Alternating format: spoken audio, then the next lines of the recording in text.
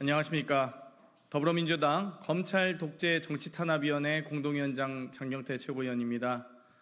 정말 오늘 이 조작 수사의 끝판왕, 또 이 조작 수사의 끝으로 여러 가지 아쉬운 부분이 있는데요. 결국 또 검찰이 이 사건에 대한 기소를 결정하고 이재명 대표에 대한 정치탄압을 한 건 더 추가했습니다. 기자회견에 앞서서 먼저 참석하신 분 소개해 올리도록 하겠습니다. 검도기 부위원장 맡고 계신 김지호 부위원장님 모셨습니다. 네, 그럼 바로 기자회견문 낭독을 시작하겠습니다.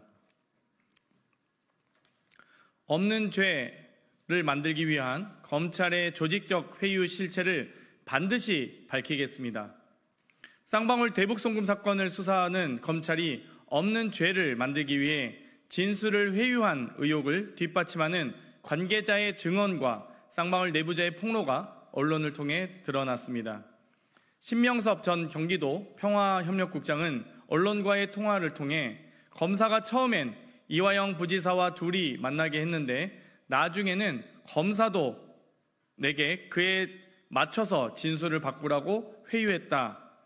진술을 바꾸면 당신에게 좋은 일이 일어날 것이란 취지의 말을 했다고 전했습니다. 신 전 국장은 자신이 구치소에서 적은 문건 3장을 제시하며 검찰 주선으로 이화영 전 부지사를 면담한 날짜를 6월 18일, 6월 21일, 7월 17일, 그리고 6월 18일 이전에 한두 차례 더 있었다고 특정하며 진술 회유에 관한 상세한 정황을 밝혔습니다.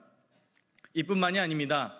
참고인 신분으로 수원지검을 7, 8차례 오간 쌍방울 핵심 내부자 A씨 역시 언론을 통해 대북 송금 사건의 주요 피의자가 한 자리에 모여 있었고 나도 그중 하나였다는 구체적인 폭로를 이어갔습니다.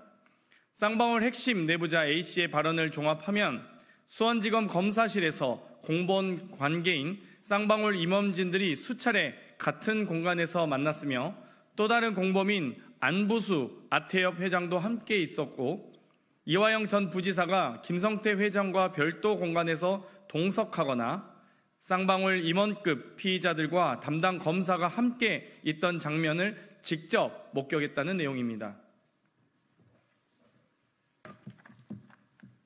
또한 A씨는 수원지검 검사실의 배치 구조를 설명하면서 교도관들이 진술 세미나가 벌어진 현장을 정확히 목격했지만 이를 제지하거나 항의하지 않았다며 교도관들이 영상 녹화 조사실 복도에 있는 벤치형 의자에 앉아 있었고 여기서 유리창을 통해 영상 녹화 조사실 안쪽을 볼 수 있었지만 대화 내용까지는 들을 수 없었다고 전했고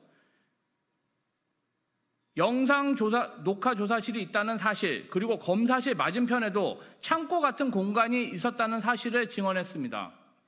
그간 검찰은 이화영 전 부지사가 밝힌 연어 술 파티 진술 조작과 관련하여 교도관들이 밀착해서 감시하기 때문에 공범들이 한 방에 모이거나 연어 술 파티 같은 일은 불가능하다고 했지만 관계자의 증언과 폭로에 따라 검찰청 안에서 쌍방울 김성태 전 회장을 비롯한 공범들이 수시로 만나 진술을 조작한 정황에 대한 조사와 수사는 반드시 필요합니다. 검찰이 없는 죄를 만들기 위해 있는 죄를 덮어주는 대가로 미리 짜맞춘 진술로 재판을 진행했다면 재판의 결과 역시 오염될 수 있습니다. 그렇기에 검찰의 진술 조작 의혹에 대한 진상은 진실을 밝히기 위해 반드시 규명되어야 합니다. 특검이 늦어진다면 연어 술파티 진술 조작 의혹과 관련한 진상규명을 위한 국정조사가 즉시 이루어져야 할 것입니다. 지금까지 관련 수사를 담당했던 홍승욱 신봉수 수원지검장, 김영일 2차장 검사, 김영남 형사 6부장 부장검사, 박상용 검사부터 현재 수사를 맡고 있는 김유철 검사장, 안병수 2차장 검사, 서현욱 부장검사, 송민경 부부장검사까지 관련된 모든 검사들과 담당 교도관 및 관련자들에 대한 증인 채택 및 관련된 자료의 국회 제출을 통해 진실을 밝혀내야 할 것입니다. 오늘 검찰은 이재명 대표를 또다시 기소하였습니다. 우리 위원회는 검찰 독재 정권이 정치적 정적을 제거하기 위해 수사권과 기소권을 남용하여 수사농단을 벌인 실체를 반드시 밝혀내고 그 책임을 묻겠습니다. 2024년 6월 10일 더불어민주당 검찰 독재 정치탄압 대책위원회.